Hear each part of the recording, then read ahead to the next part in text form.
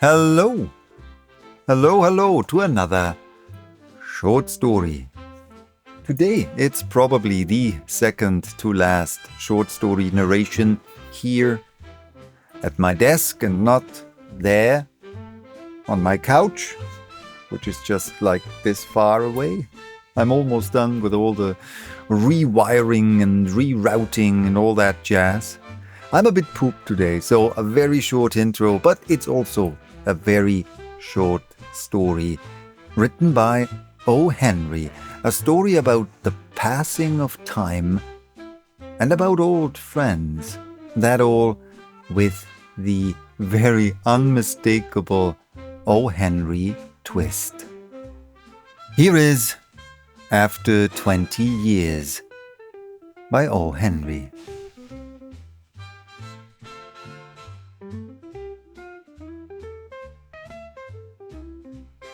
The cop moved along the street, looking strong and important. This was the way he always moved. He was not thinking of how he looked. There were few people on the street to see him. It was only about 10 at night, but it was cold, and there was a wind with a little rain in it. He stopped at doors as he walked along, trying each door to be sure that it was closed for the night. Now and then he turned and looked up and down the street. He was a fine-looking cop, watchful, guarding the peace. People in this part of the city went home early. Now and then you might see the lights of a shop or of a small restaurant, but most of the doors belonged to business places that had been closed hours ago. Then the cop suddenly slowed his walk. Near the door of a darkened shop a man was standing. As the cop walked toward him, the man spoke quietly. "It's all right, officer," he said. "I'm waiting for a friend. 20 years ago we agreed to meet here tonight." "It sounds strange to you, doesn't it? I'll explain it if you want to be sure that everything's all right. About 20 years ago, there was a restaurant where this shop stands, Big Joe Brady's restaurant." "It was here until 5 years ago," said the cop. The man near the door had a colorless, square face with bright eyes and a little white mark near his right eye. He had a large jewel in his necktie.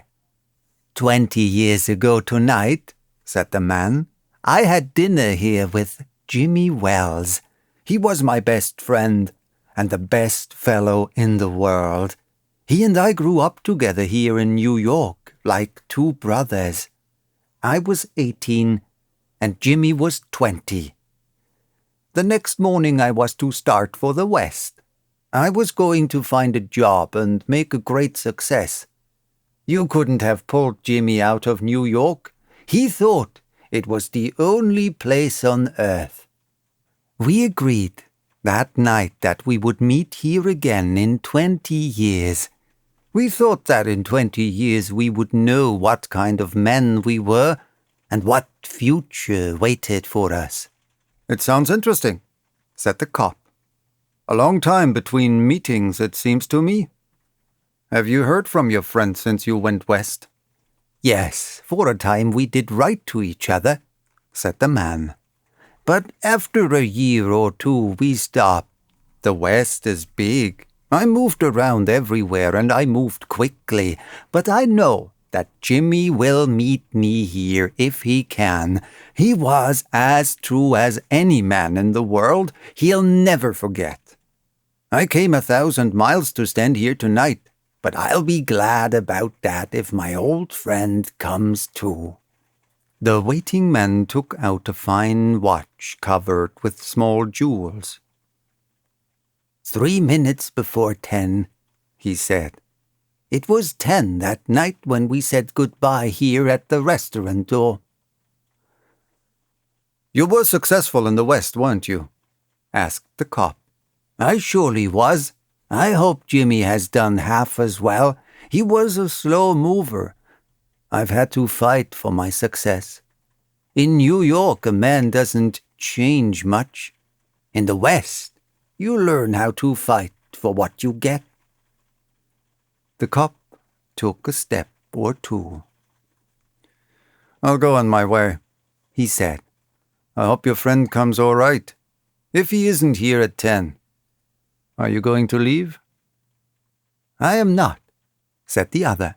"I'll wait half an hour at least. If Jimmy is alive on Earth, he'll be here by that time.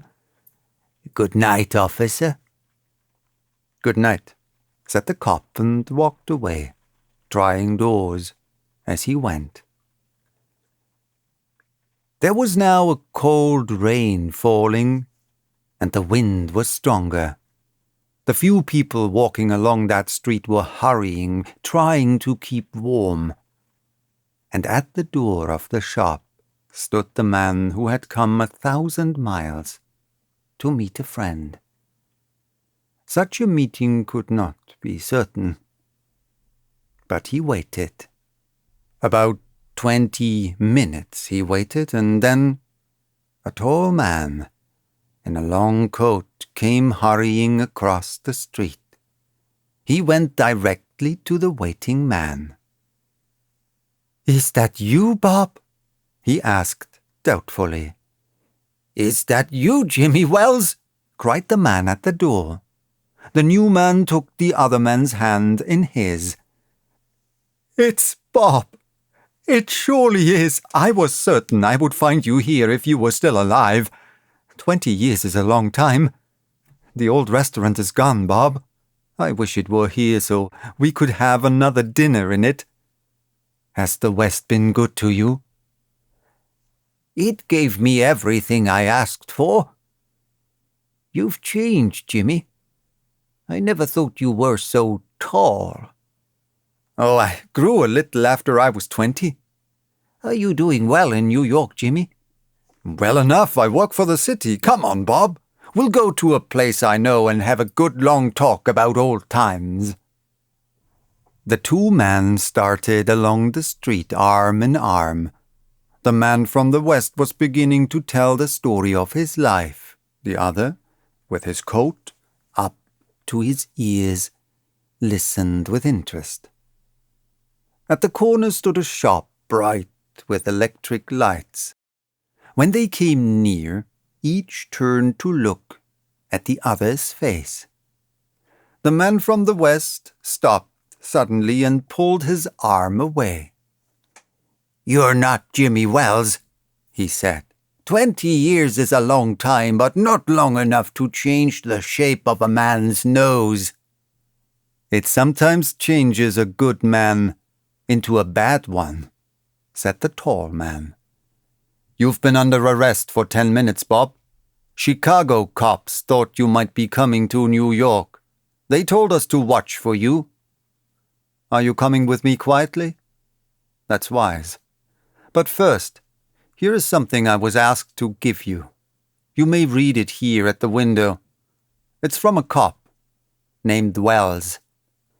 The man from the West opened the little piece of paper.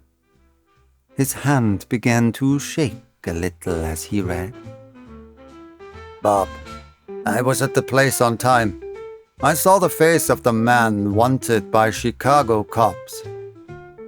I didn't want to arrest you myself, so I went and got another cop and sent him to do the job. Jimmy."